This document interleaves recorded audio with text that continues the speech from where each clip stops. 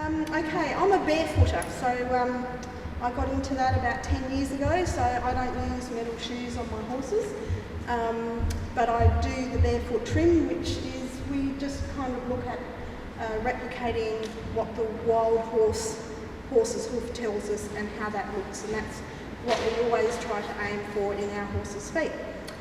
As a bonus to everything else that came with going barefoot, which was lighter on my pocket, also I was in control because I was doing it myself. Could take notice of the changes in the horse's hooves as well, so the feed and everything else. Suddenly I was aware of stuff that I hadn't taken notice of before. But the other bonus was how much kinder a barefoot trimmed horse is on your pasture. You don't get that degradation, you don't get that deep muddy soil thing happening like you do with a shod horse or an untrimmed horse. There's a big difference between a horse with no shoes and a barefoot trimmed horse, so when you look at the feet. So that was an added bonus. And then of course all the information came out about non-structural carbohydrates, and the more I got into barefoot trimming and the whole horse thing, because it's not just one thing with the horse, it's you can do what you like with the feet, but unless you get the diet, the movement, the environment as well, nothing's going to work. It's all a jigsaw puzzle that all comes in together.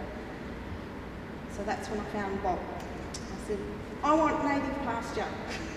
How? And I had this idea of setting up cell grazing, and down the centre of each cell grazing, growing native grasses which would be protected from grazing, and hopefully they'd just kind of blow over into the paddocks which were going to get grazed. I haven't quite gone down that path. I still kind of like that idea, but I have about 400 square metres of kangaroo grass, 500, and I've just, with Bob and I have just recently passed four. Yeah, over the gallop from England. So that's been, that's going to be exciting. I see that happening. So I just wrote some notes so I wouldn't miss anything out. The other thing with having your horses barefoot, of course, is that they don't cause as much injury to each other when you have them in a herd, and that's probably one thing which would scare a lot of people from actually putting their horses all together, is that they can hurt each other. They still can, but you know, metal shoes not on their feet, they're not going to be as bad. And having them all together, just if you take away a few key things, one is it is so much better to have 10 horses in a paddock for 1 week than 1 horse in a paddock for 10 weeks. So herd grazing is much better, and you can do that with by doing cell grazing, so you don't need to change your paddocks, you don't need to put in permanent structures or anything. You can just simply, actually Jane Myers clinic would be really good if you haven't been to one. Perfect, you've got to get to the next one. Hopefully we can get one organised. She's got so many ideas, it's really worth it. But you can cell graze. So what I do now, I've got some cypress trees. I don't have any shelters in my paddock. I've got some cypress trees.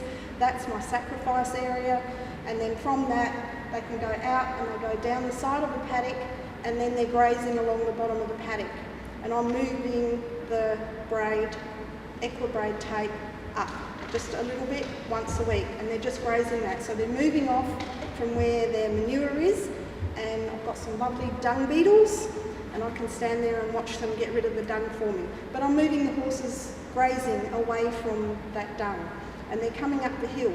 So as they're coming up the hill, the dung beetles are following behind.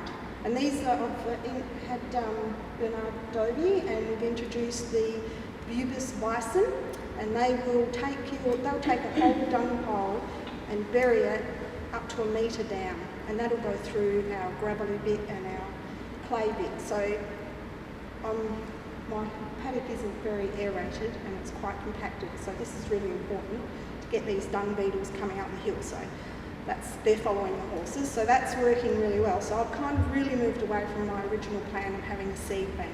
I've got my, I guess it's an acre, isn't it? Almost now, 500 square metres. So I'm going to have to kind of work that into my soil grazing. That's really well protected off with about 4 strands of tape, because I'm not letting the horses in there, because I want to bale my first bale of kangaroo grass. You have got a big paddock plan for that site, which is your innovative approach to how you're going to handle my advice and whoever else is affiliated with me. Yeah. So it's very exciting.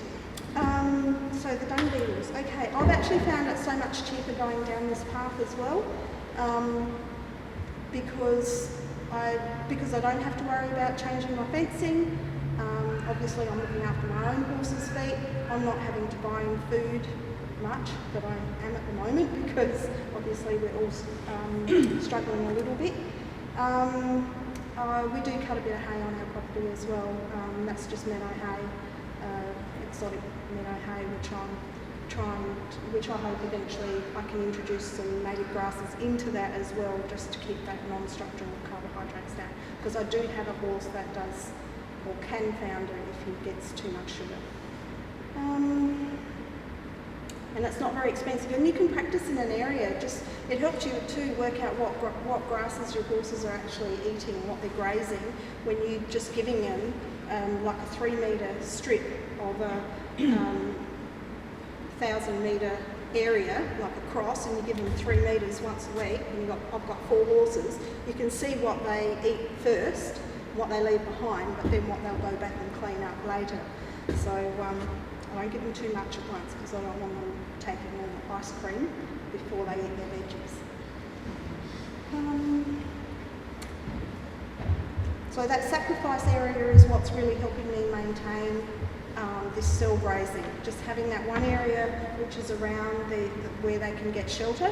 That's where I give them hay, and that's where their water is. So they've got to go out and down and around to graze, and then they've got to come up and around to drink water and get some hay.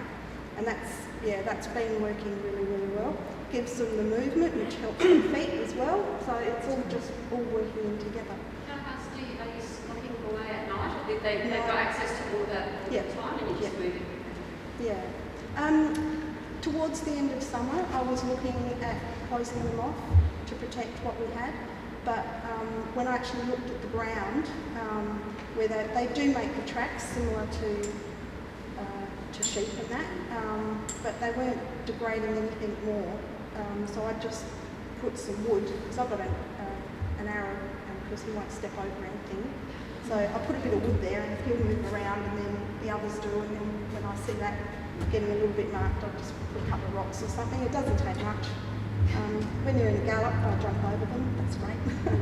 So yeah, creating that movement has been really beneficial as well. So I've moved away perhaps just a little bit from where I started off with my ideas,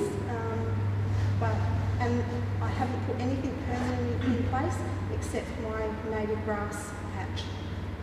So I've just been working with what I've got, and it's going really, really well. So, thanks, that's all I needed to say.